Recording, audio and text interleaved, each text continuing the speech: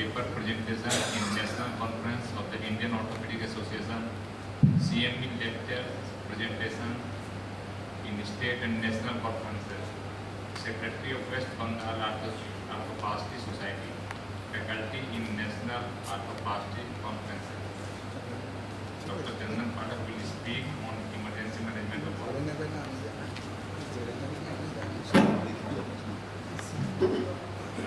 Good afternoon, everybody. And at the outset, I thank Dr. Patra and his team for organizing such a fantastic conference at CLW. And this is my second visit as a speaker in CLW.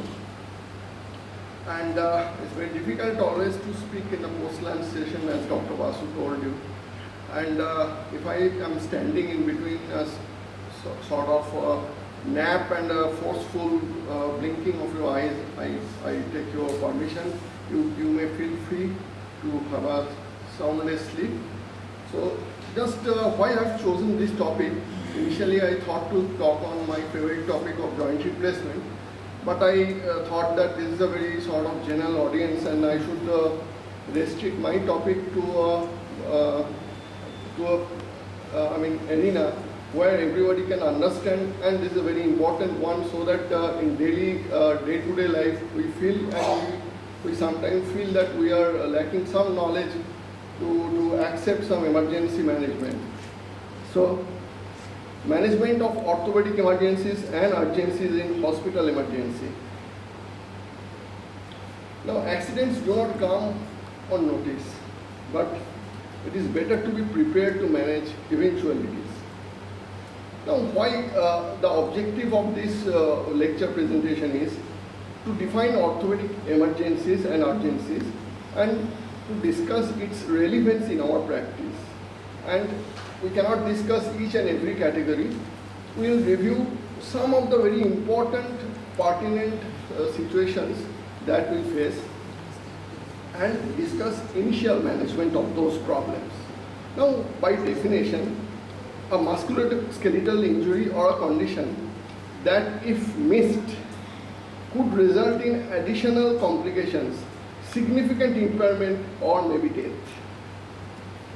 Now, if we miss that incident, it may be a lawsuit. Additional complication associated is another, again, lawsuit. If there is temporary or permanent impairment of function, again there is a legal association. And if by chance death happens, God save us. Now, if we categorize orthopedic emergencies, we can broadly classify into two groups. Either these are traumatic emergencies or non-traumatic.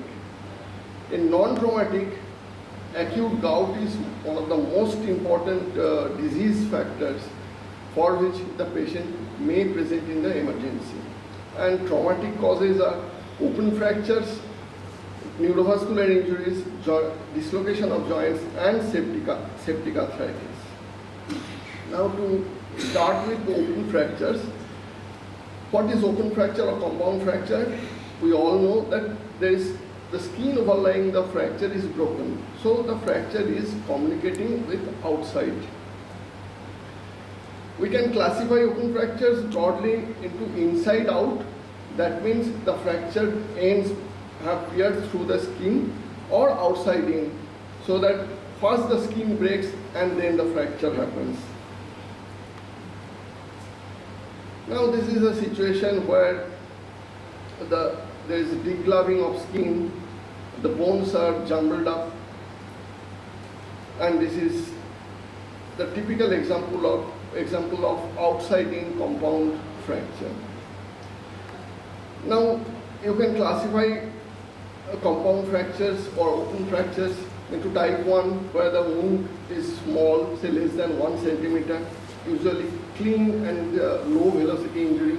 Type 2, moderate, and type 3 is a severe degree compound fracture that I have just described.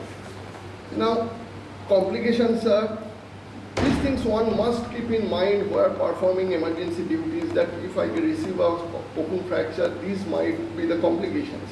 soft tissue infection, osteomyelitis, gas gangrene, tetanus, crush syndrome, skin loss, and non-union ultimately. So if we come to the management, what are the things we must do? Number one is control the bleeding. Covered with a sterile dressing, whatever you have as a sterile material in the emergency, splintage that part so that bleeding will automatically come close down and the pain part will be taken care of. Then start IV antibiotic immediately, tetanus prophylaxis and anti-gas gangrene serum. These are the primary things everybody must know and perform at the emergencies. Now what you should not do. First thing is, do not scream and pass out. Do not run away. Replace the protruding bone. If it is outside, just replace it inside. Explode the wound and clamp vessels. This part is possible at the emergency and emergency OT. And one more thing, any open wound near a joint should be taken or assumed as that this is extending to the joint. Now, after the compound injuries, let us come to the neurovascular injuries and how these injuries occur.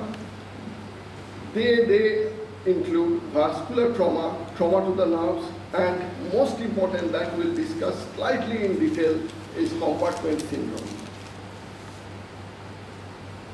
Now, neurovascular injuries happen due to either fracture, like fracture humerus, femur, dislocation, elbow, knee, and either directly penetrating injuries.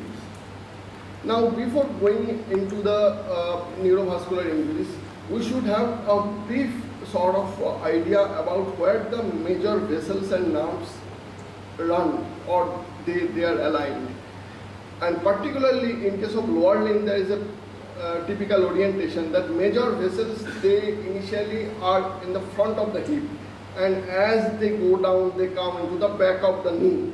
So if there is any injury around hip, the anterior or front part, the vessels and nerves are most important. And if we go around knee, is the popliteal aspect that is more important. Similarly, in the upper limb, we should have an idea where the vessels mainly stay. Now, if we come across a hand like this, it's swollen, full of blisters, always think about acute compartment syndrome. Now, what is compartment syndrome? There is an increased pressure in an enclosed osteofascial space. And why it is so important? Because it reduces capillary perfusion below that compression level. And ultimately, there is increased volume within that space. And the previously existing contents like nerves, vessels, they are compressed. And there is combination of both. And if you consider the demography, men are 10 times more prone, and 69% of compartment syndrome are due to trauma, and of them 36% are in tibia. So, acute compartment syndrome, there is prolonged elevation of interstitial tissue pressure, ultimately impaired tissue function or perfusion, and if it exceeds more than 8 hours, there is extensive muscle and nerve damage. And the pressure in a tight fascial compartment goes on increasing. Now, this is a condition where the tight fascial compartment, the compartment pressure has increased to a great extent so that almost the limb is at the verge of gangrene. And always, I said that always think about the major vessels which can be damaged.